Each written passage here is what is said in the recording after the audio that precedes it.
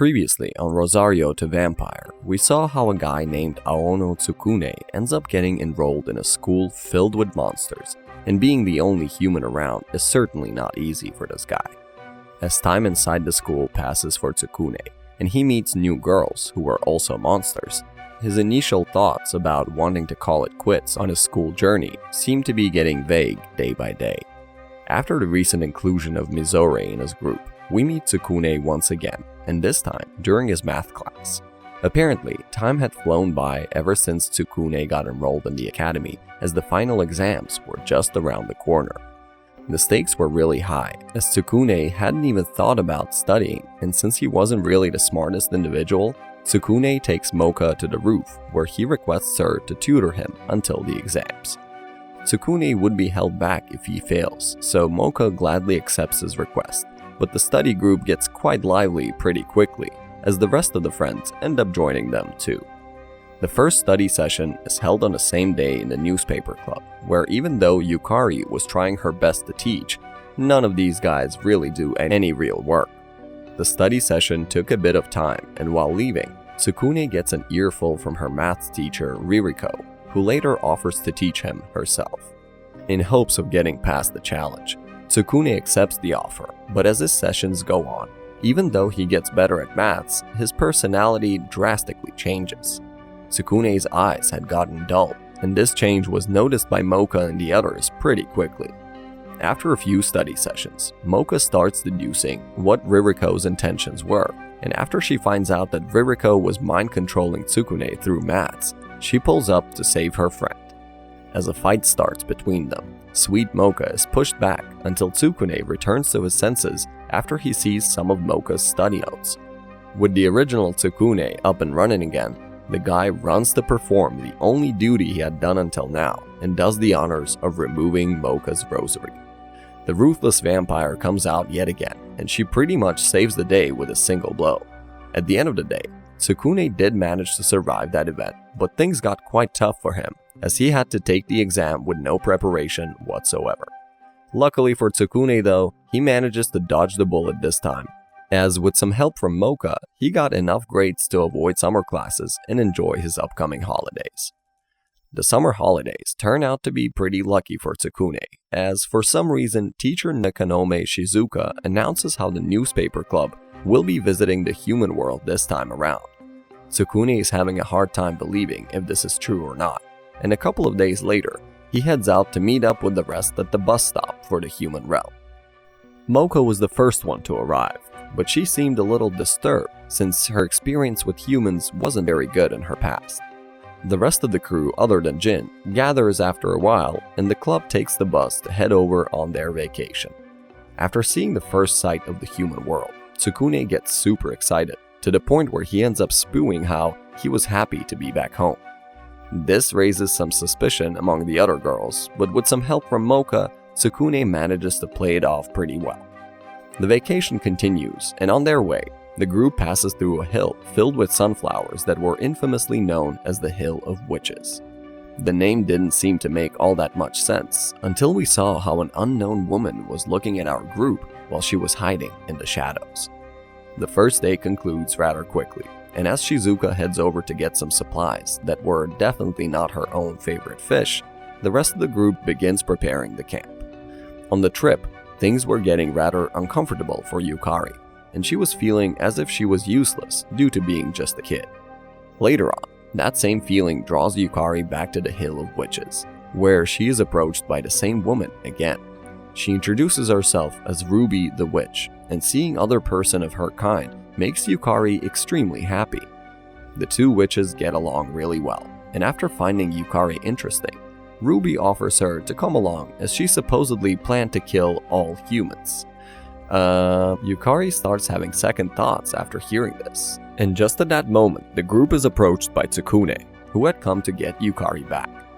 Ruby gets absolutely furious at the sight of a human, and tries to attack Tsukune.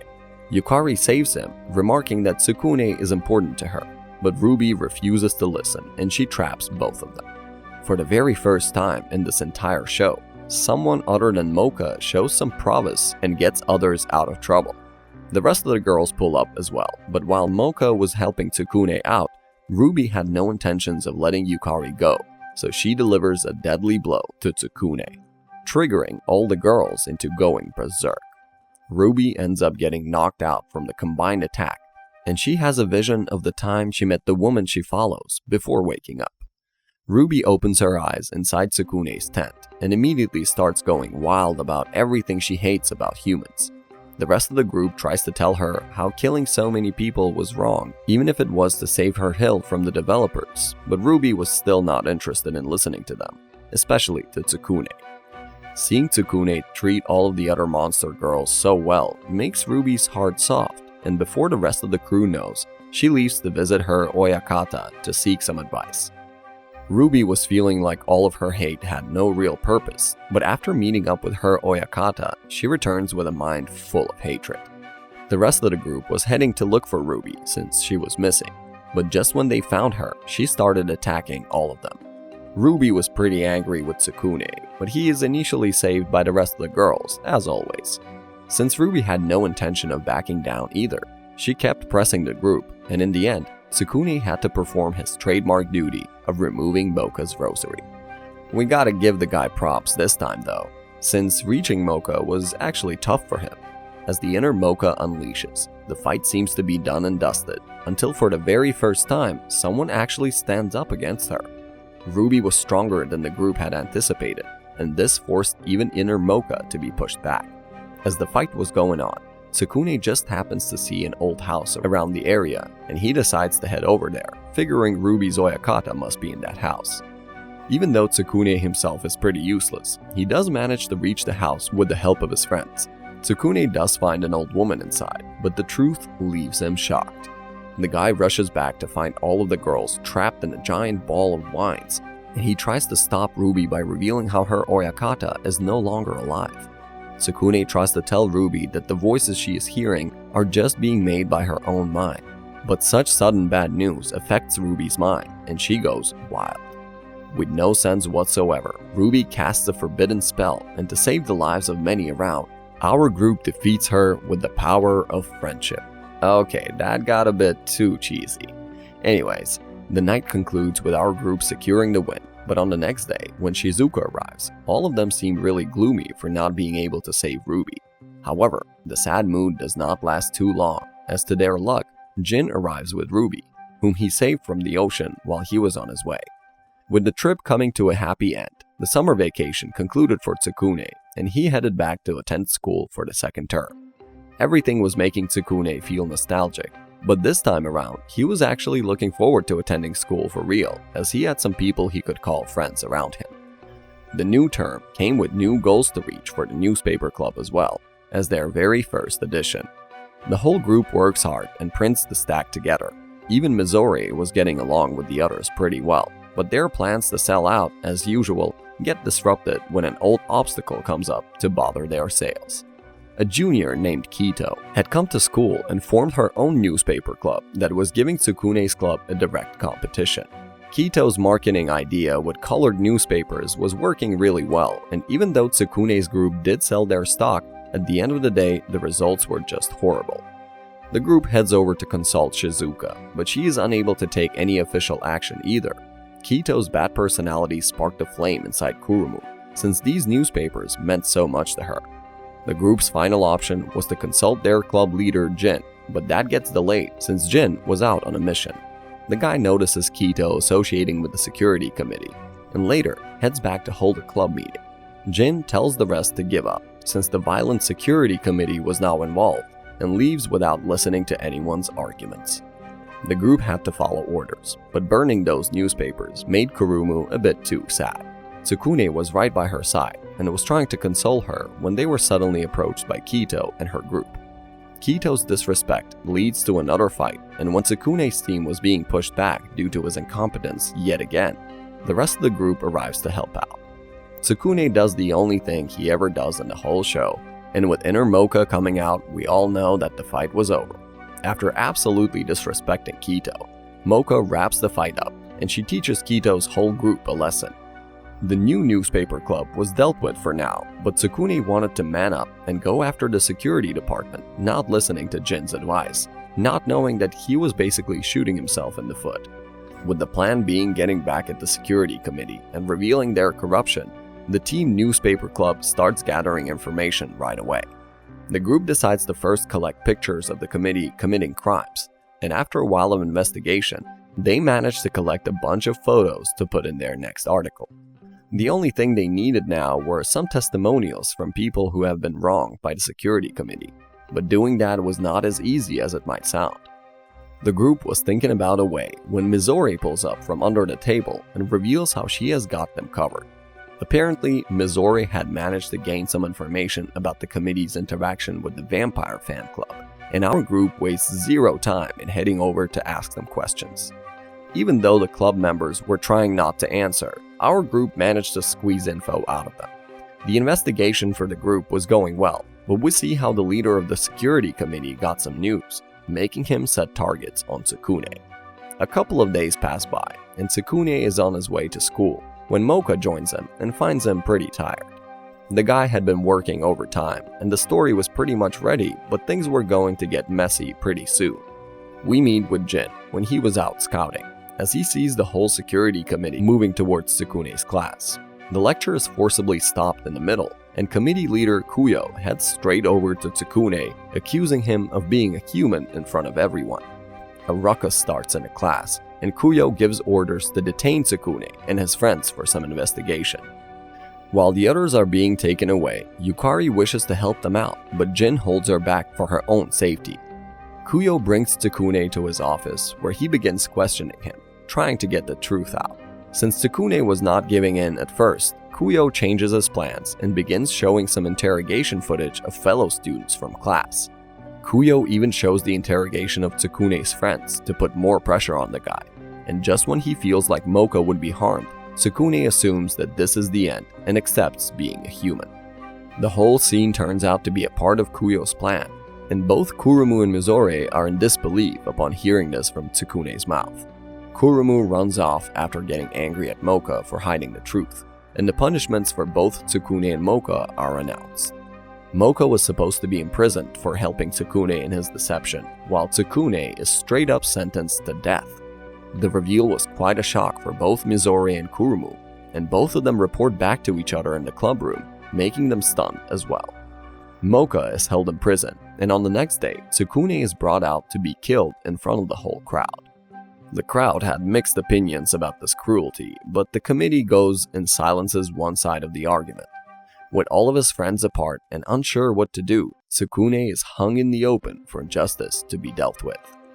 Being a teacher was making Shizuka extremely worried about just what Kuyo is doing to Tsukune, but as she is called by the director of the school, it turns out that there isn't really any way to call Tsukune's execution off. Back to Tsukune, the guy starts questioning his life as he hangs, awaiting his execution. Tsukune wonders whether he should have returned way back when Mocha found his secret, but after realizing that he wouldn't have had relationships with any of the girls he has now, Tsukune accepts his fate. Before leaving his will to struggle anymore, Tsukune makes one last dying wish to Kuyo, and remarks how he wants Kuyo to spare the rest of the newspaper club if he ends up dead. Kuyo, however, had no plans of doing so, and this makes Tsukune realize that he really put his friends in danger purely out of his idiocy. While all this commotion was going on, we see how all of Tsukune's girls are separated, each of them feeling bad for not doing something earlier. Even Mocha, who was in the prison, was getting sad when the inner Mocha tells her to believe in herself. Before the conversation could have gone any further though, Mocha is freed from her cell with the help of Ruby, who came to this world in the form of a crow. Ruby had convinced the rest of the girls to join the cause, and after Kurumu slaps Mocha for hiding the truth for them, Tsukune's harem, with the inclusion of Ruby now, heads over to save him. Things were coming to a close back at the execution site, and just when Kuyo lights Tsukune on fire, the girls arrive to crash the party. Kurumu and Ruby fly Tsukune out while the rest of the girls deal with the committee's minions. The minions are dealt with pretty quickly, and Mocha reunites with Tsukune on the roof afterwards.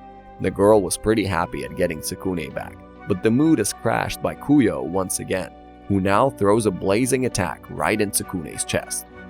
Having no powers makes Tsukune burn to a crisp extremely quickly, but he still does his duty before losing consciousness though. The cycles throughout this show repeat yet again, and inner Mocha awakens, full of rage.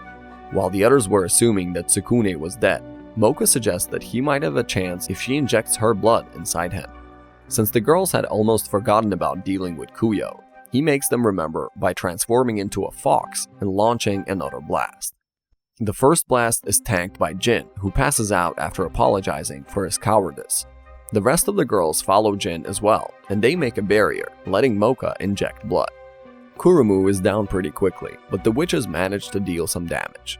The girls are shocked when they see Kuyo taking on his ultimate form. Kuyo clears out the odds pretty quickly, and the fight is now left up to inner Mocha alone. The rest of the students were trying to reach the roof as well, while Mocha tried everything she could. Sharing her blood had made Mocha quite weak, and for the first time in the series, she gets beaten up really badly. Mocha is lying right next to Tsukune when Kuyo launches a final attack, but to everyone's surprise, somehow they find Tsukune back on his feet as he saves Mocha for the very first time in the whole series.